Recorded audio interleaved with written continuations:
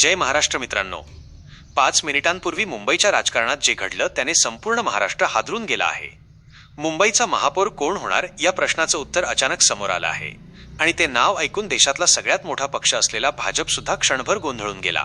कारण हे नाव ना चर्चेत होतं ना कुणाच्या गणितात. एका रात्रीत एका व्यक्तीने संपूर्ण खेळच पलटवून टाकला आहे. बंद दाराआडचं गूढ राजकारण. कालपर्यंत वातावरण वेगळंच होतं. सोशल मीडियावर अफवांचा पाऊस पडत होता.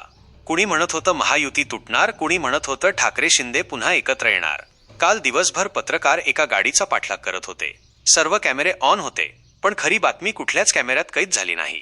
कारण ती बातमी घडली मंत्रालयाच्या किंवा मातोश्रीच्या दालनात नाही, तर एका बंद दाराआड. या सगळ्या गोंधळात एक नाव सतत चर्चेत राहिलं, वजा मुख्यमंत्री एकनाथ शिंदे.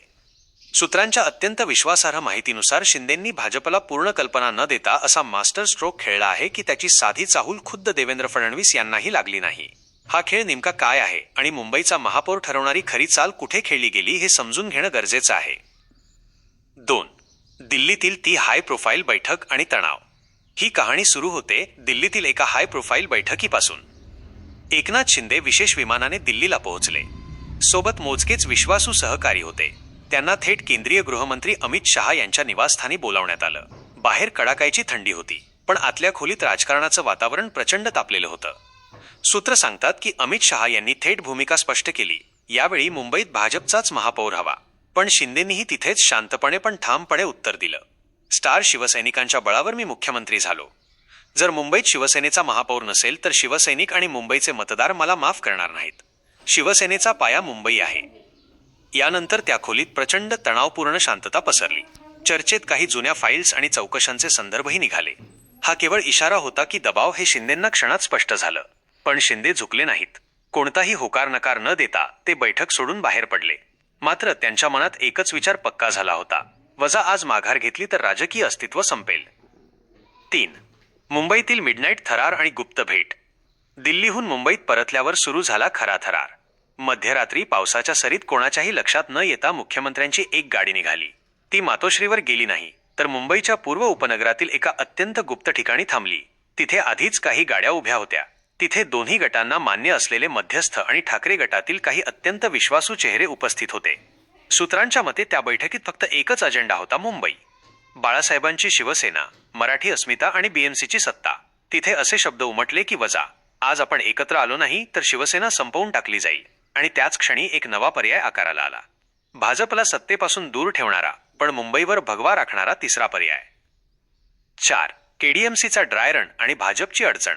या खेळीची पहिली चाचणी टेस्टिंग झाली ती केडीएमसी मध्ये. भाजपला वाटत होतं की शिंदे शेवटी आपल्याकडेच येतील, पण तिथेच मोठा धक्का बसला. मनसेचा पाठिंबा, ठाकरे गटाची मूक संमती आणि भाजपचं सगळं गणित तिथेच कोसळलं. पत्रकारांना वाटलं ही केवळ स्थानिक युती आहे, पण प्रत्यक्षात तो मुंबईच्या सत्तेचा ड्राय रन होता. आता फडणवीस परदेशात असतानाच मुंबईत सत्तेची नवी मांडणी जवळपास पूर्ण झाली आहे. भाजपच्या पायाखालची वाळू सरकत आहे आणि आता केवळ 3च शक्यता उरल्या आहेत. 1. पहिली, भाजप दबावतंत्र वापरून अडीच वर्षांचा फॉर्म्युला लादेल. 2. दुसरी, भाजप काही नगरसेवक फोडून आपली सत्ता खेचून घेईल. 3. तिसरी, सर्वात स्फोटक, शिवसेनेचे दोन्ही गट राज ठाकरेंच्या मध्यस्थीने आणि काँग्रेसच्या बाह्य पाठिंब्यावर भाजपला मुंबईतून हद्दपार करतील. 5.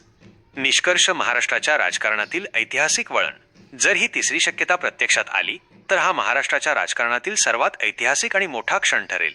कारण हा केवळ महापौराचा प्रश्न नाही, ही लढाई आहे वर्चस्वाची, मराठी अस्मितेची आणि योग्य वेळी टाकलेल्या एका अचूक डावाची. आता काही तासांत चित्र पूर्णपणे स्पष्ट होईल. पण एक गोष्ट नक्की, वजा मुंबईचा खेळ आता भाजपसाठी सोपा राहिलेला नाही. तुम्हाला काय वाटतं?